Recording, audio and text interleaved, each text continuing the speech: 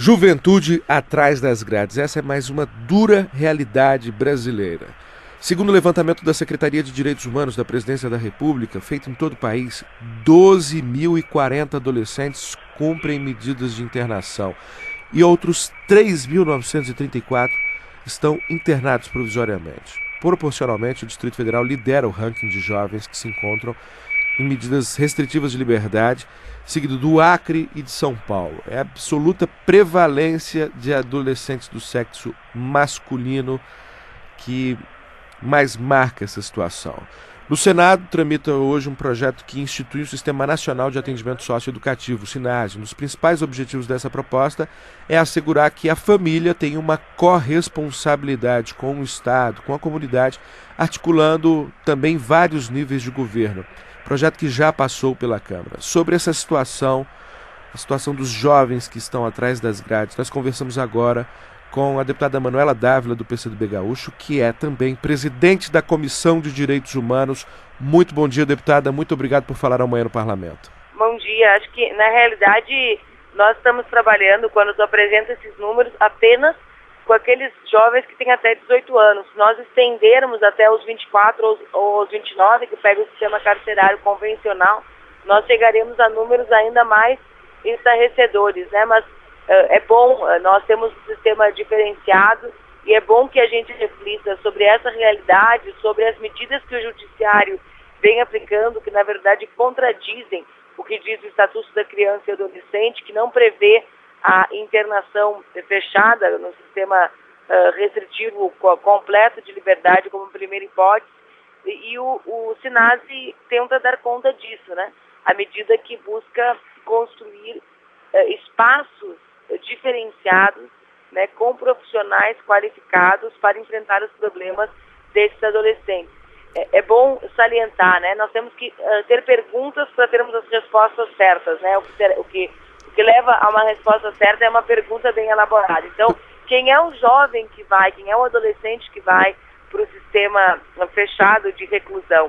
Né? Muitas vezes ele é um adolescente com dependência química no crack, por exemplo. Existe nesse sistema condições de dar conta da dependência química. Como que nós solucionamos e incluímos esses adolescentes no nossa sociedade? É preciso pensar em medidas educacionais. Então, é bom nós refletirmos. Esses equipamentos de restrição de liberdade, né? Essas cadeias de adolescentes, digamos assim, as fases, elas têm sistema educacional previsto, elas têm cursos técnicos para nós devolvermos para a sociedade adolescentes em condições de trabalhar, né? Então, são perguntas que devem ser elaboradas, que culminam na necessidade de aprovação do SINASE, que é essa adaptação, esse avanço na legislação de medidas socioeducativas para adolescentes infratores. Pois é, eu vou avançar nesse caminho que a senhora apontou, que é da nossa juventude que já passou dos 18 anos e que também está encarcerada. Se não me engano, a maior parte, o perfil hoje dos encarcerados é majoritariamente jovem. Se não me engano, a senhora também já andou visitando alguns presídios do país, pôde constatar que nós temos um imenso potencial, infelizmente, destruído pelo fato de ter se envolvido com o crime, e a solução que a sociedade encontra e que não dá conta dessa realidade é simplesmente encarcerar, sem dar a esse jovem a capacidade de se reinserir corretamente dentro da sociedade. Isso está preocupando também a Comissão de Direitos Humanos, não é? Bastante, né? Há vários parlamentares, nós tivemos na legislatura passada uma CPI do sistema carcerário, hoje na comissão o deputado que relatava aquela CPI, que é o deputado Domingos Dutra, preside uma subcomissão especial sobre esse tema, porque na realidade eu vejo que a sociedade brasileira se sente conformada com a atual situação dos presídios, né? Como se a pessoa que recebesse, num determinado momento da vida, por diversas razões, o rótulo de bandido, devesse viver com esse rótulo para sempre. Aí eu volto às perguntas, né? Nós temos 500 mil presos no Brasil, a maior parte desses presos tem até 50% tem até 24 anos. Se nós pegamos até os 29, que é o que a ONU considera jovens, nós vamos a 70%. Eu sempre costumo ironizar, nós ouvimos muito que a Comissão de Direitos Humanos cuida dos bandidos. E eu pergunto, quando eles saírem, né, se eles voltarem para o mundo do crime, eles voltarão para atingir a quem? Né? A população brasileira. São 500 mil jovens que precisam de atendimento de saúde, que precisam de aprendizado profissional, que precisam de oportunidade profissional para que a sociedade não os tenha mais no mundo da criminalidade. Essa deve ser uma preocupação da sociedade. Então, de fato, eu visitei 6 penitenciários no complexo penitenciário de Bangu, um pouco para debater o tema do narcotráfico, né, que é hoje a rede que mais envolve os nossos jovens em delitos que chegam à pena de reclusão, para estudar algumas medidas e ouvi-los acerca daquilo que acham que podiam contribuir.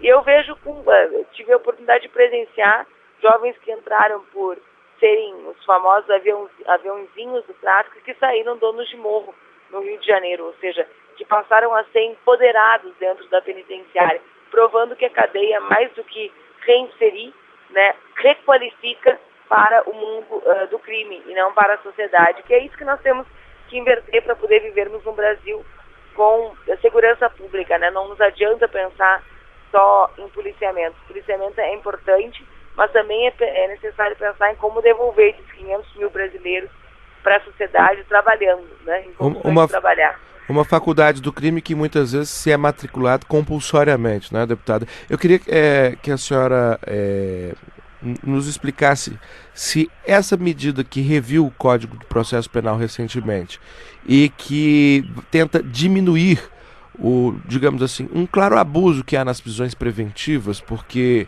desses 500 mil que a senhora citou como presos no Brasil, 200 mil estão presos provisoriamente, sem o devido julgamento. Se essa medida pode ter um impacto positivo também nessa questão. Sim, é comum a gente ouvir na sociedade as reclamações do tipo, a pessoa rouba uma galinha e é presa, né? O político rouba milhões de reais e continua solto. Isso é fruto do sistema penal que nós tínhamos. Por quê? Porque as pessoas que sem poder aquisitivo para contratarem os seus advogados, né, tinham a prisão preventiva decretada, enquanto aqueles com poder aquisitivo elevado, né, não conseguiam, aliás, de inúmeras maneiras, se livrarem do sistema penitenciário. Então, esse novo Código do Processo Penal tenta dar conta disso, né, que nós não tenhamos os ladrões de galinhas presos, né, mas que nós tenhamos outras medidas que possam devolvê-los para a sociedade, porque nós temos hoje na cadeia brasileira, e esse é um número que eu sempre gosto de citar, apenas 1% de quem está na cadeia tem curso superior, completo ou incompleto. E nós vemos no noticiário, no jornal, cotidianamente, né, os maiores roubos, os mais sofisticados, aqueles que mais atingem a população brasileira, não são cometidos por pessoas sem formação, né? Então, isso demonstra a contradição social e como que o nosso sistema penal punia mais aqueles que tinham menos e que cometiam delitos menores, né? A cadeia ela deve ser um lugar das pessoas que cometem crimes hediondos, crime contra o ser humano, né? Crimes como o tráfico de drogas, crimes como o homicídio, latrocínio, não para aqueles que roubam uma margarina no supermercado. Esses a gente deve tentar devolver para a sociedade com trabalho, porque senão eles vão sair da cadeia cometendo crimes muito mais graves do que aqueles que os jogaram lá para dentro.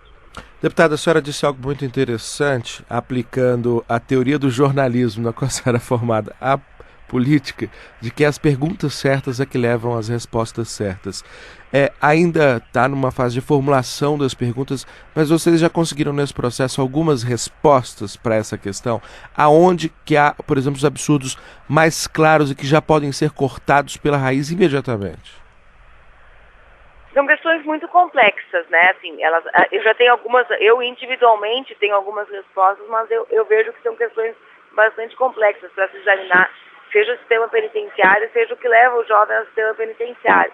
Eu vejo que hoje nós temos, digamos, 4 coisas mais importantes para fazer. De um lado, é investir amplamente em políticas para que a nossa juventude não caia no mundo do crime, né? A prevenção continua sendo, como em todas as áreas, né? Assim como na saúde, investir em prevenção é mais barato e mais eficaz do que tratar a doença, também é assim com a criminalidade, né? O jovem que tem acesso à educação, né, ele é um jovem que tem menos chance, tem mais chances de trabalhar e, portanto, tem menos chance de cair no mundo do crime. Com o crescimento econômico no Brasil e com a ampliação de oferta de vagas para jovens no mercado de trabalho, realidade muito diferente de uma década atrás, nós também, se jovens se qualificam, têm a oportunidade, têm a escola técnica, têm a vaga na universidade com políticas públicas como o ProUni, ele também tem menos chance de se interessar, seja pelo poder aquisitivo que o crime